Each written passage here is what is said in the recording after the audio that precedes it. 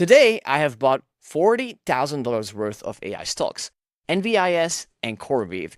These two names have fallen about 40% in the last month, which means that I am officially starting to buy the dip. Now, here's the thing. Falling prices in general are not a reason to buy anything, and I also don't expect these two names to be going up immediately from here. But let's take a look at what's actually happening here. So, starting with the semiconductor index, which has seen over $1 trillion wiped out in the recent weeks. And obviously, the AI trade was the most hyped up trade in the planet, where every headline, every portfolio, every person at the dinner table who's talking about investing is talking about the big AI trade. And a lot of these names have gone up hundreds of percents in the last few months, causing many of them to be a quite crowded trade and overall just very extended to the upside. So this video is about whether this AI trade is over and what is the short and longer term future of some of these stocks. Now, starting with the semiconductor index, if you look at the chart itself, I am a systematic investor that uses data to determine is there bullish or bearish momentum happening on these names.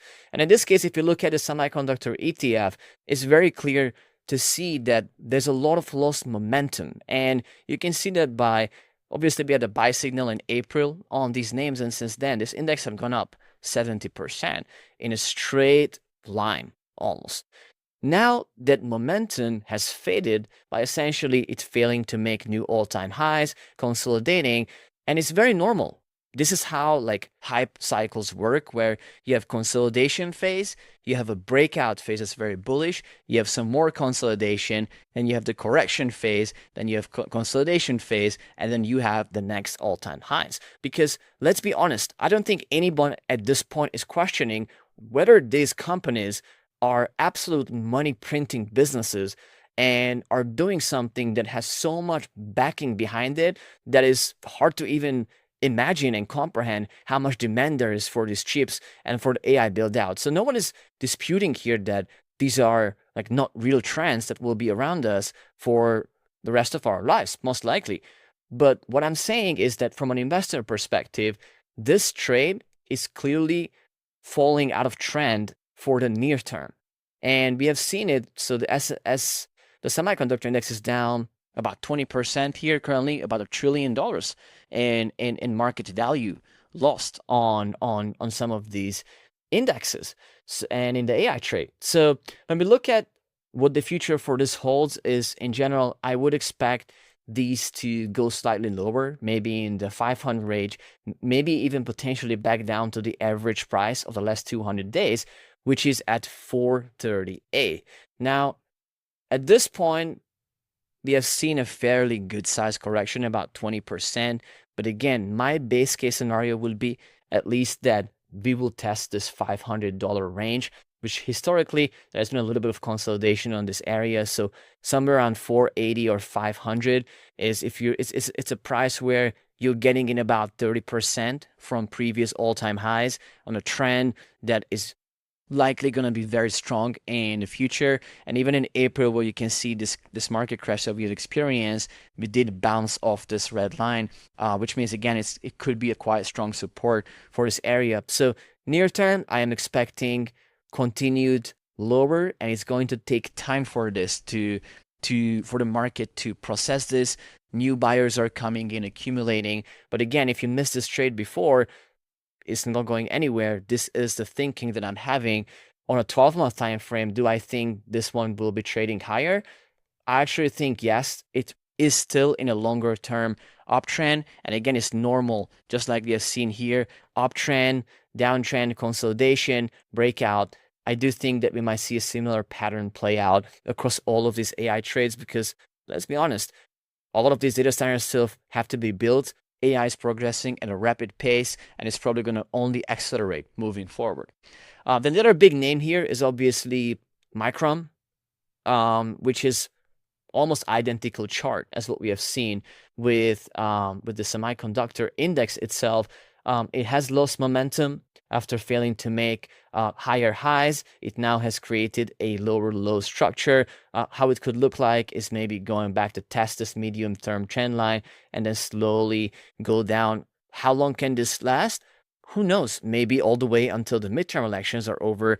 These names might be out of favor, and that's why it's very important when you're investing into some of these names is to get the right entry point and also to be mindful of like how much time some of these things take to actually play out. So I do think seeing Micron around 650 or around those levels would be a very interesting buy opportunity. Again, looking out from a 12-month timeline perspective, I don't know how many better trades are out there than what Micron will be able to actually provide here. So we have also Nvidia. Unfortunately, Nvidia chart is not as clear as some of the other two that I have shown you.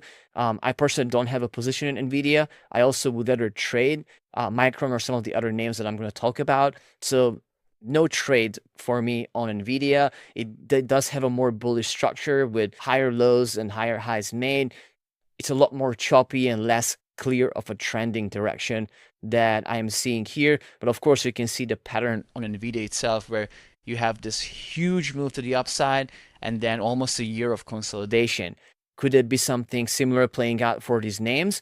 I absolutely think so. Maybe it's not the whole year that it's going to take for them, but at least a couple of months for the market to digest this. Now, I did mention at the beginning of the video NBIS and CoreWeave as the ones that I personally decided to invest into recently. And if you want to dig deeper into why I am investing into neoclouds and see my whole research, then you can come to my channel, Zack Bakos, and look at this video right here calling what the smartest billionaires in AI are investing into and really explaining the data and the thinking behind how these neocloud companies are operating and why this market is absolutely exploding over the next coming years. Just to explain a bit more the fundamental thesis why I'm betting on these companies, and I have been waiting for this entry very patiently to come to me. Obviously, this is also one of those stocks that has run massively. Even with this correction, the stock is up 100% year to date. And this is really one of the bigger corrections we have seen in the last year or so, where we have seen previously a 50% correction in 2025 before this major breaking out to all-time highs. But right now, as you can see, it is also lost momentum. So what I'm expecting to see here in Nebius is, first of all, the cool thing here is once some of these stocks are down 40-50%, naturally for this to go back to all-time highs, you're already looking at 80 to 100% return sometimes just to get back to where they were previously. And keep in mind, these are absolutely fast-growing money-printing machine businesses. This is like the fastest-growing businesses in the entire world right now. That's why I'm excited about investing into them, and that's why when I look at Nebius, it's already down 50%. I don't expect it to skyrocket to all-time highs from here. We might even go lower and test this 130, 140 range, which is fine for me. I just started making my dip buys. I'm glad to buy more. And again, my time frame looking at these stocks is at least 12 months from now. And where I think these stocks can go to in 12 months from now is, I think, easily in the $300 range on NBIS. And CoreWeave, in the previous video that I highlighted, I also described in detail why I am not looking to buy here. And if you look at the big guys, Jensen Huang, the Nvidia guy, you look at Leopold from the largest, fastest growing AI fund, their entries are in the 110.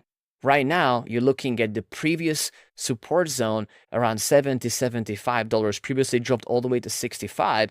And even just going back to the range highs from this entry point, 100% return, close to previous highs that we have seen prices just a month or two ago. Again, for solid fundamental businesses. And if you want to get more access to what I'm doing real time with my investment portfolio, then go to zackbakos.com and make sure you sign up to my free newsletter where I'm talking about what my portfolio is looking like, my positioning, and I'm sharing more in-depth research about some of these stocks that I am getting into. See you there.